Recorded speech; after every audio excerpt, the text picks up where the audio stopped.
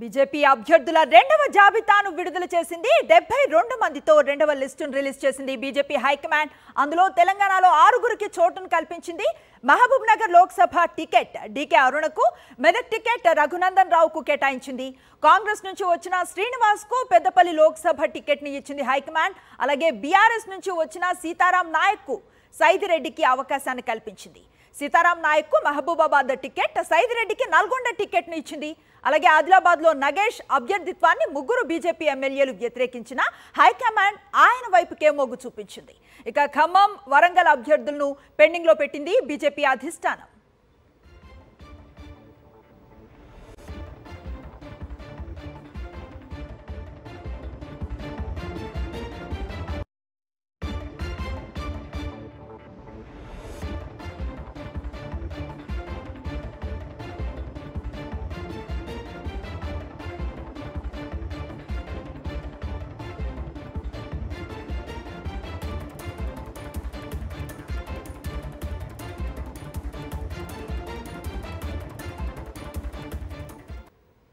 BJP రెండవ జాబితాకు సంబంధించిన మరింత సమాచారం మా ప్రతినిధి వెంకటేష్ అడిగి తెలుసుకునే ప్రయత్నం చేద్దాం.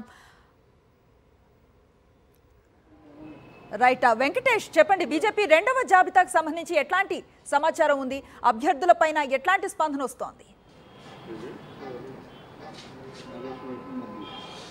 లోక్సభ ఎన్నికలకు దూకుడుగా అభ్యర్థులను ప్రకటిస్తున్న బీజేపీ రెండో జాబితాలో కూడా 72 మంది అభ్యర్థులను ప్రకటించింది. సో దీంతో ఇప్పటివరకు బీజేపీ ప్రకటించిన అభ్యర్థుల సంఖ్య 276కు చేరినటువంటి పరిస్థితి. ఇంకోవైపు కాంగ్రెస్ పార్టీ తొలి జాబితాలో కేవలం 39 మందితో జాబితా ప్రకటించింది. ఆ తర్వాత కూడా కేవలం 40 మందితో ప్రకటించినటువంటి పరిస్థితి. సో మొత్తానికి జాతీయ పార్టీలు రెండు కూడా ఎన్నికల షెడ్యూల్ వెలువడ కంటే ముందే అభ్యర్థులను ఖరారు చేస్తున్నటువంటి సందర్భం అని చూస్తున్నాం. ఇక తెలంగాణకు సంబంధించినంత వరకు తొలి జాబితాలో 9 మంది చోటు దక్కించుకోగా ఈరోజు రెండో జాబితాలో 6గురికి చోటు లభించింది. సో ఈ 6గురిలో sitting MP, Adilabad sitting MP Soyam బాపురావుకు మొండి చేయి ఎదురైంది. ఆయనకు టికెట్ అధిష్టానం నిరాకరించింది. ఈ టికెట్ కోసం పార్టీలో పెద్ద ఎత్తున పోటీ నడిచింది. అయితే చిట్ట చివరికి రీసెంట్గా 2 రోజుల కిందటే పార్టీలో చేరినటువంటి నగేష్కు ఆదిలాబాద్ లోక్సభ టికెట్ బీజేపీ అధిష్టానం కేటాయించింది. 3 ఎమ్మెల్యేలు ఆయన అభ్యర్థిత్వాన్ని వ్యతిరేకించారు. అలాగే లంబాడా సామాజిక వర్గానికి సంబంధించినటువంటి నాయకులు రమేష్ రాథోడ్ లాంటి వారందరూ కూడా నేరుగా ప్రెస్ కాన్ఫరెన్స్ బహిరంగంగా వ్యతిరేకించారు. సో అయినప్పటికీ అధిష్టానం గెడెం నగేష్ వైపే, ఆదివాసీ సామాజిక వర్గానికి సంబంధించిన వ్యక్తి, సో ఆయన వైపే పార్టీ మొగ్గు చూపింది. ఇంకోవైపు లంబాడా సామాజిక వర్గానికి సంబంధించిన సీతారాం నాయక్ మహబూబాద్ నుంచి టికెట్ ఇచ్చింది. సో ఈ 2 వర్గాలని కూడా, ఒకవైపు లంబాడా, ఇంకోవైపు ఆదివాసులను సంతృప్తి పరిచే విధంగా చెరొక టికెట్ ఇచ్చినటువంటి పరిస్థితి మనం చూస్తున్నాం.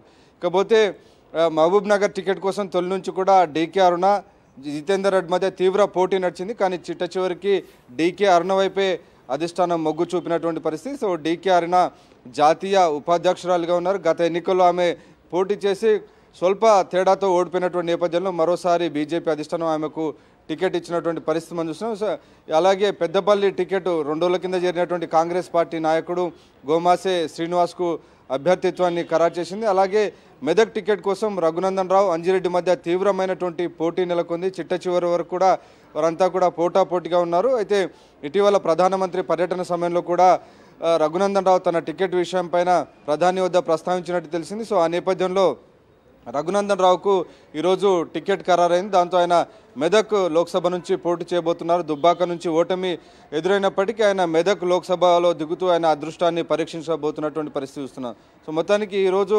ఖరారైనటువంటి అభ్యర్థులు చాలామంది అభ్యర్థులు బయట నుంచి వచ్చినటువంటి వారే.